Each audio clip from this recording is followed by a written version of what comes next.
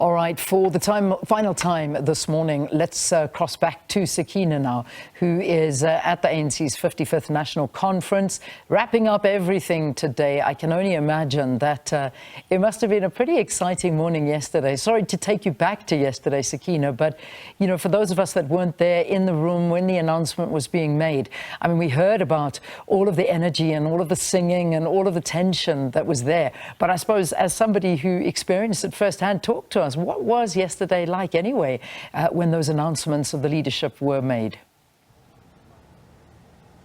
Well, Leanne, my sincere apologies. I could hear you speaking there, but unfortunately it was breaking up, so I didn't quite hear what you were saying.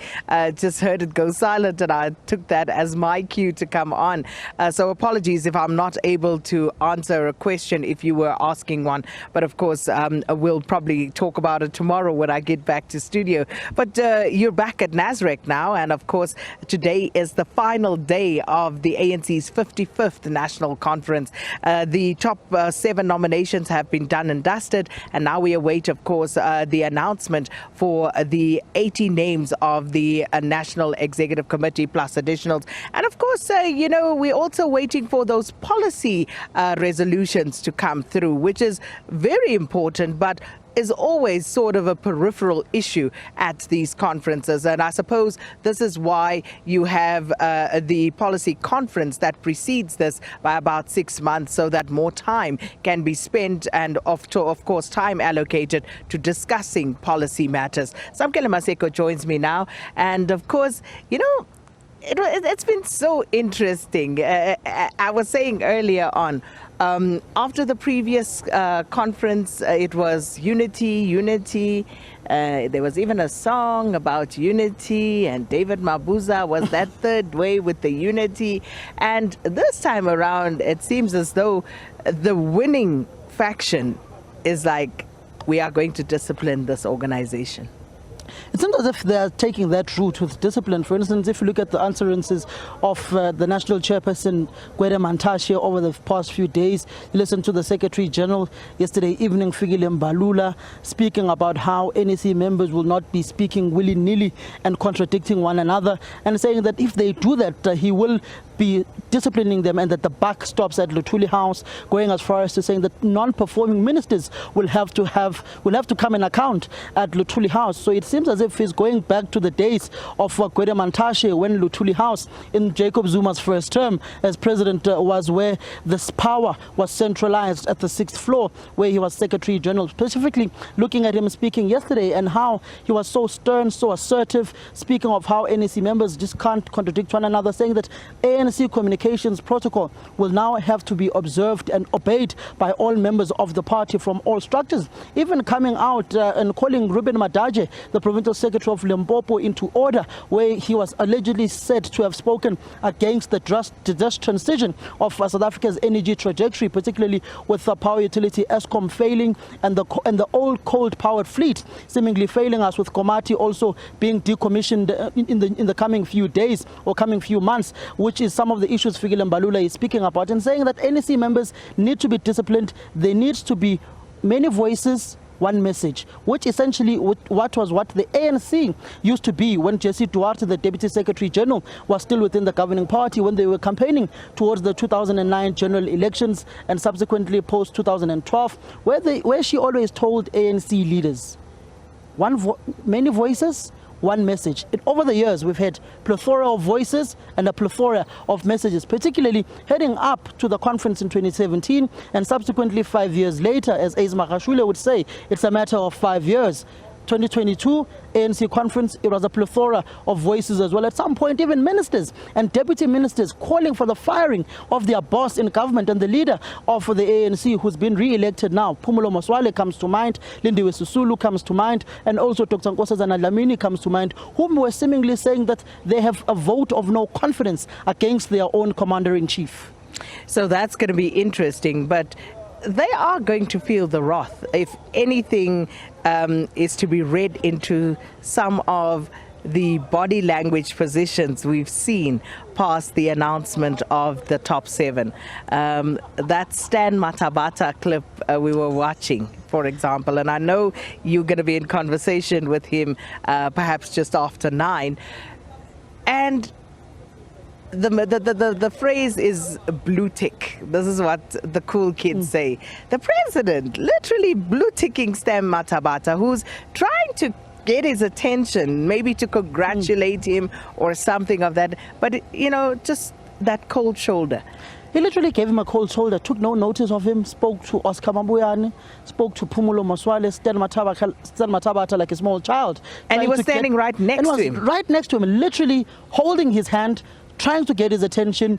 Blue ticked, the president just looking on the right direction, looking at Phumulo Moswale, looking at Oscar Mo. Even with Phumulo Moswale, he literally spent about 45 seconds with Phumulo Moswale, who was one of the deputy ministers who said the best birthday present people could give him is for Cyril Ramaphosa to be voted out and the ANC to have a new president, saying that he has no confidence in his own boss in government, saying that Cyril Ramaphosa's time is up.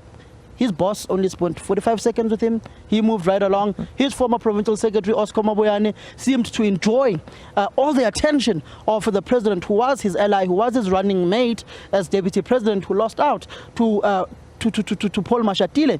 But Stan Matabata, that blue tick, just he never paid any attention to him, especially after Stan Matabata was seen addressing the caucus of Dr. Zweli Mkhize, saying that they are fighting for the soul of the African National Congress, saying Ngena Zweli, Ngena Kabazela, Ngena, which essentially says to you that he's going to feel the wrath of President Ramaphosa, especially with the build-up to this conference. Their relationship over the past 3 years has been very frosty. Since 2008, when the VBS accused were suspended, removed from mayoral positions, Danny Msiza and Florence Radzilani stepped aside for 2 years. And Danny Msiza, who is on step aside on the issues that he's facing, corruption charges, money laundering and fraud over VBS, comes from the same branch as Stanley Chupu Matabata in the Sekhukhune region in Limpopo. So they are friends, they are allies. And the relationship between the president and Danny Msiza has been very frosty, which escalated to Stanley Chupu Matabata and ultimately Chupu Matabata breaking ranks and going to Dr. Zweli Mkhize. So it shouldn't come as a surprise that the president of the ANC would feel betrayed by Stanley Chupu Matabata, especially with the likes of Paul Bushilo from Limpopo, former PEC member from MSc of Education, had said that the likes of Stan Matabata and those whom were elected in the Limpopo Provincial Conference are using President Ramaphosa's name in order for them to dump him on the doorstep of the 55th National Conference, and she was proved to be right with those leaders, Stanley Chupu Matabata, Florence Radzilani, and also Biskop Makamo, essentially saying that they are now going the N3 route. So the wrath, they will certainly feel it, especially Stanley Chupu Matabata, as the cool kids would say, totally blue-ticked. And I'm sure he thought about that long and hard yesterday. But of course, there will be a cabinet reshuffle. It's inevitable. Fikile Mbalula, now the Secretary General of the ANC, which is a full-time position. So there has to be a new appointment there in cabinet for Minister of Transport. And one can imagine all of those who spoke out, perhaps didn't toe the party line in the Section 89 vote in Parliament for the adoption of that report by the panel of experts. Those ministers, others who have been critical, if you listen to the language from those in support of President Cyril Ramaphosa, it would seem as though they are not going to be as accommodating and as, hard-pressed to seek unity this time around. It doesn't look like they're going to go for the unity call this time around. I've spoken to some NEC members who literally said that the president has to grow a backbone. The president has to be stern, has to be firm, and certain people have to be fired from cabinet. Essentially, some saying that the likes of Dr. Nkosazana Dlamini Zuma, they have to leave. Lindiwe Sisulu has to go. Phumulo Moswale has to go. But also, a cabinet reshuffle is inevitable because Fikile Mbalula is now SG.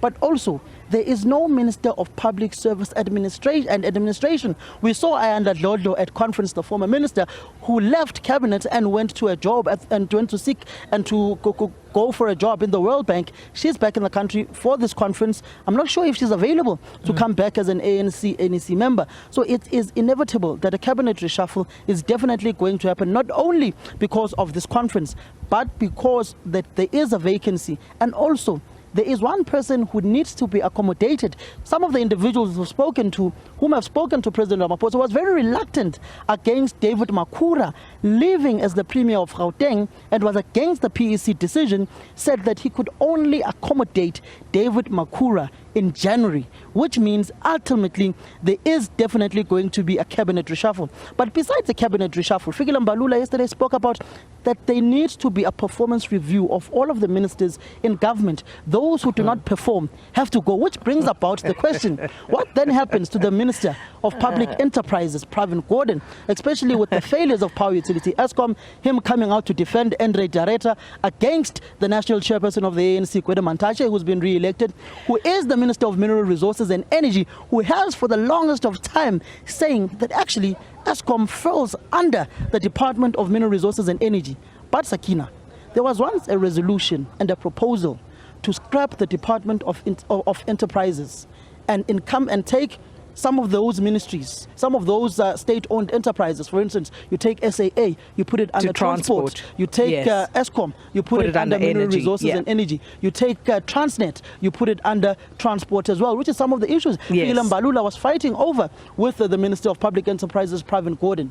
But South Africans are not worried about all of those things. South Africans are worried about rail infrastructure. They are worried about trains. People of Soweto, people of Naledi, Dube, they want their trains back so that they can commute, because taxi fares are proving to be more expensive.